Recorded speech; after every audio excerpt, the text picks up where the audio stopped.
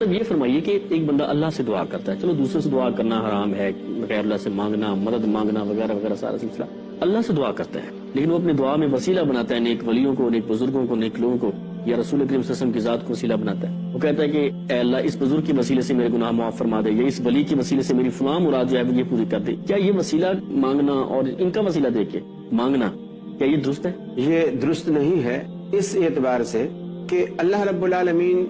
کو یا کسی شخص کو بھی کسی ذات کو جب بندہ کسی کا واسطہ دیتا ہے تو وہ ذات اس کی مجبور ہوتی ہے۔ مثلا آپ کے پاس میرا کوئی کام اٹکا ہوا ہے، میں آپ کے والد صاحب کی کوئی چٹھی لے کر آپ کے پاس آیا،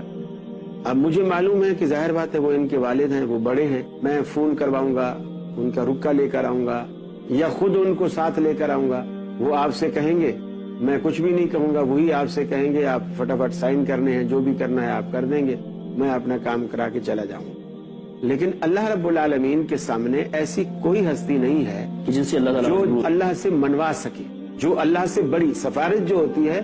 وہ اس سے بڑے کی ہوتی ہے، اس سے نیچے کی نہیں۔ اور جتنے انبیاء ہیں یہ سب مخلوق ہیں۔ اور پھر آپ خود اندازہ لگائیں کہ قرآن مجید نے اتنی صراحت کے ساتھ کہا کہ نوح علیہ السلام نے جب اپنے بیٹے کے لیے دعا کی اور اللہ رب العالمین سے کہا کہ ان ابنی من اہلی، میرا بیٹا میرے اہل سے ہے اور تیرا وعدہ سچا ہے، اور تیرا وعدہ تھا کہ تو میرے اہل کو بچائے گا،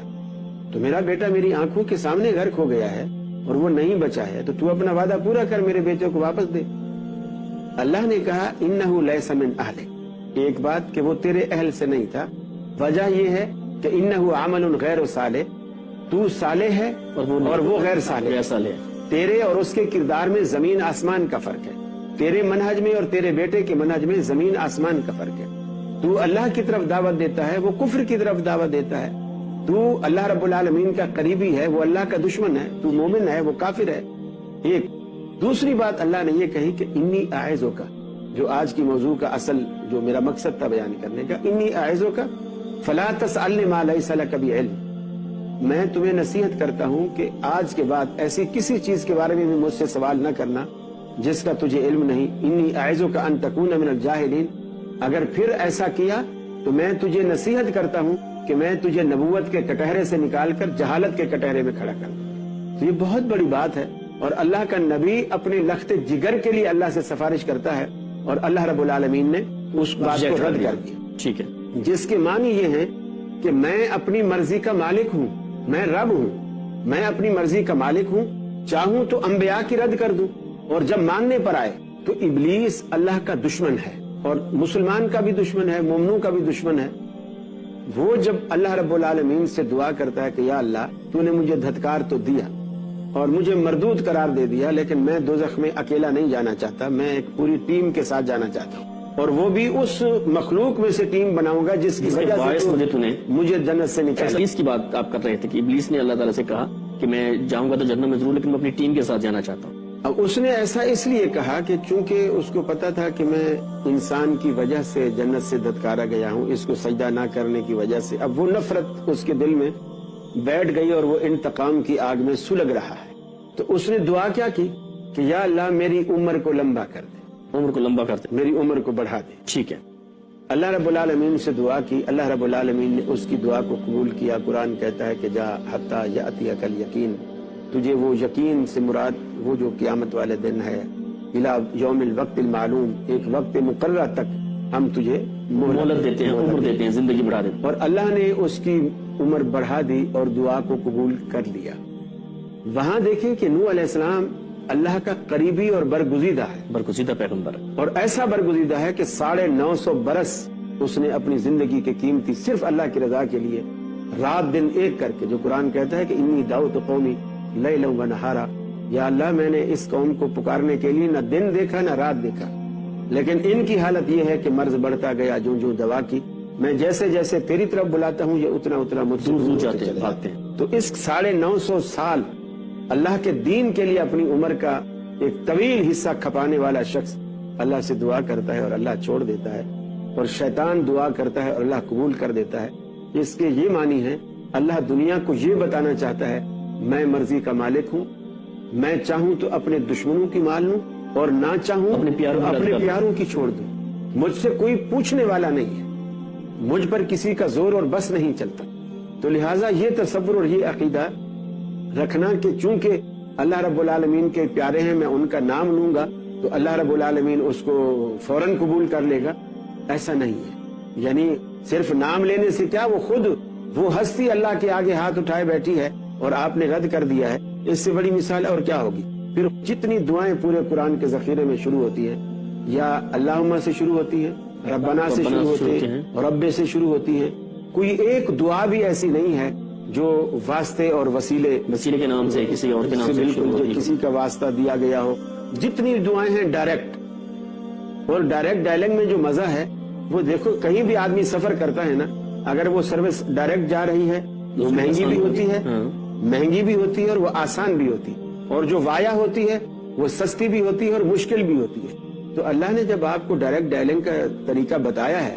اور خود کہا ہے کہ ادعونی استجب لکم, مجھے پکارو میں تمہاری دعاؤں کو پکار کو سنتا ہوں, بلکہ فرمایا من لا یسأل اللہ یغضب علیہ, جو اللہ سے نہیں مانگتا اللہ اس سے ناراض ہو جاتا ہے. اللہ اکبر. غیر اللہ سے آپ مانگے تو وہ ناراض ہوتے ہیں, اللہ سے نہ مانگے تو ناراض ہوتا ہے. کتنا فرق ہے. اچھا شیخ یہ بتائیے, بلکہ حضرت جی تو آپ کی بات کاٹ رہا ہوں, حضرت جی تو یہ کہتے ہیں کہ میں آؤں گا تو کیا دے گا اور تو آئے گا تو کیا لائے گا. ہمیشہ ون وے چلتا ہے ساری زندگی, اور دینے کی کوئی بات نہیں. میں آؤں گا تو کیا دے گا, تو آئے گا تو کیا لائے گا. لیکن اللہ رب العالمین کہتا ہے کچھ نہ لا,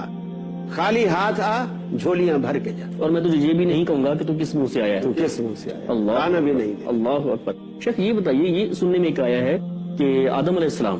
دنیا میں سب سے پہلے انسان, اللہ کے نبی, جب یہ جنت سے نکالے گئے, بڑا مشہور واقعہ, جنت سے جب یہ نکالے گئے تو اس وقت جنت کے دروازے پہ انہوں نے ایک کلمہ لکھا دیکھا, غالباً اس میں نبی مکرم صلی اللہ علیہ وسلم کا نام کہا جاتا ہے کہ ان کا نام لکھا ہوا دیکھا. تو جب یہ دنیا میں آئے تو انہوں نے اس نام کا وسیلہ دے کر اللہ سے دعا کی تو ان کی توبہ قبول ہوئی. یہ بات بھی صرف جہلاء میں مشہور ہے اور قرآن مجید کی صریحاً نصوص کے خلاف. قرآن مجید میں اللہ رب العالمین کہتا ہے فَتَلَقَّى آدَمُ مِن رَبِّهِ كَلِمَاتٍ فَتَابَ عَلَيْهِ, آدم علیہ السلام نے اللہ سے چند کلمے ایسے سیکھے جن پر توبہ کی تو اللہ رب العالمین نے ان کی توبہ کو قبول کیا. اور قرآن مجید نے دوسری جگہ پر اس کی وضاحت کی کہ وہ کلمے جو اللہ رب العالمین سے سیکھے تھے وہ کلمے کیا تھے. قرآن کہتا ہے ربنا ظلمنا انفسنا وان لم تغفر لنا وترحمنا لنکونن من الخاسرین. یہی میدان عرفات جہاں آج ہادی جا کر اللہ سے درخواست کرتا ہے اللہم اغفر لی, اللہ مجھے بخش دے, اسی میدان عرفات میں آنسوؤں کی برسات میں حضرت آدم علیہ السلام نے اللہ سے کہا اے اللہ, میں بھی اور میری بیوی دونوں نے اپنی جانوں پر ظلم کیا, اگر تو نے ہمیں معاف نہ کیا اور ہمیں نہ بخشا, ہمارے اس قصور کو نظر انداز نہ کیا تو ہمارا سفینہ کبھی کنارے لگ سکتا ہی نہیں, ہم تو اسی منجھدار میں ڈوب جائیں گے, اللہ تو ہمیں معاف فرما. چنانچہ قرآن کہتا ہے اللہ نے آدم علیہ السلام کی دعا کو پھر قبول کیا. کسی واسطے اور وسیلے کا کوئی تصور آدم علیہ السلام کی اس دعا کے اندر نہیں ہے. یہ صرف جہلاء کے سینوں میں یہ باتیں ہیں, یہ قرآن و سنت کی نصوص کے صریحاً خلاف. اچھا دوسری طرف ہم آتے ہیں, اسی بات کو کنٹینیو تھوڑا کرتے ہیں. ایک تو یہ ہوگا نا کہ کسی وسیلے کی ضرورت نہیں ہے, کسی بندے کا وسیلہ دینا, کسی ولی کا یا کسی نبی کا. اگر کوئی انسان یہ کہے کہ اے اللہ تجھے تیرے نبی سے جو محبت ہے اس محبت کا واسطہ تو میرا یہ کام کر دے, کیا یہ کہنا درست ہے؟ نہیں, اس لیے کہ اللہ کسی کی محبت میں مجبور نہیں ہے. مجبور نہیں ہے. جو چیز اس میں جائز ہے وہ یہ ہے کہ ایک شخص موجود ہے, اللہ کے نبی آگے موجود ہیں, اور وہ اللہ کے نبی سے کہتا ہے کہ آپ اللہ کے رسول ہیں, میرے لیے دعا فرمائیں. جس طرح حضرت ابو ہریرہ رضی اللہ تعالی عنہ رسول اللہ صلی اللہ علیہ وسلم کے پاس آئے کہ یا رسول اللہ میری امی یہ قسم کھائے بیٹھی ہے کہ تو جب تک اسلام نہیں چھوڑے گا میں روٹی نہیں کھاؤں گی, اور مجھے میری والدہ سے بہت محبت ہے اور وہ روٹی نہیں کھا رہی, مجھے کہتی ہے تو اسلام چھوڑ, اور مجھے جس طرح اماں سے محبت ہے اس سے کہیں زیادہ اسلام سے محبت ہے, لیکن میں اماں کو بھی گنوانا نہیں چاہتا. تو اللہ کے رسول آپ ایسا کیوں نہیں کرتے, میری اماں کے لیے دعا کریں, اللہ اسے ہدایت دے. تو نبی کریم صلی اللہ علیہ وسلم نے دعا کی. چنانچہ حضرت ابو ہریرہ سیرت کی کتاب میں ملتا ہے کہ وہ اللہ کے رسول نے دعا کے لیے ہاتھ اٹھائے اور حضرت ابو ہریرہ وہاں سے بھاگے اپنے گھر کی طرف, تاکہ یہ دیکھوں کہ اللہ کے نبی کی دعا پہلے پہنچتی ہے یا میں پہلے پہنچتا ہوں. چنانچہ دروازے پہ دستک دی اور پتا چلا کہ اندر پانی کے جیسے نہاتے وقت جو پانی کا شور ہوتا ہے, آواز ہوتی ہے, پانی گرنے کی آواز, وہ آ رہی ہے, اور وہ سمجھ گئے کہ میری والدہ نہا رہی ہیں اور شاید کچھ انقلاب آ گیا ہے. جیسے وہ فارغ ہوئی اور دروازہ کھولا تو انہوں نے کہا بیٹا مجھے بھی وہیں لے چلو جہاں سے تو آ رہا ہے. اللہ. اللہ. تو یہ اللہ کے نبی سے ابو हुरैरा ने दुआ कराई। तो इस तरह कोई भी आज कोई बुजुर्ग आदमी है, आप उससे दरखास्त कर सकते हैं कि मेरे लिए दुआ फरमाइए, तो बिल्कुल वो दुआ करें। जिस तरह हजरत उमर फारूक रज़ियल्लाहु तआला अन्हु ने इस्तिस्का के लिए नबी करीम सल्लल्लाहु अलैहि वसल्लम के बाद मदीने में कहत साली आई, इस्तिस्का के लिए नबी के चचा को उन्होंने आगे किया, तो उन्होंने कहा कि इन्ना कुन्ना नतवस्सलु इलैका बिनबिय्यिका, ऐ अल्लाह हम पहले तेरे रसूल को आगे किया करते थे और तू हमें बारिश दिया करता था, और अब बेअम्मे नबिय्यिका हम तेरे नबी के चचा को लाए हैं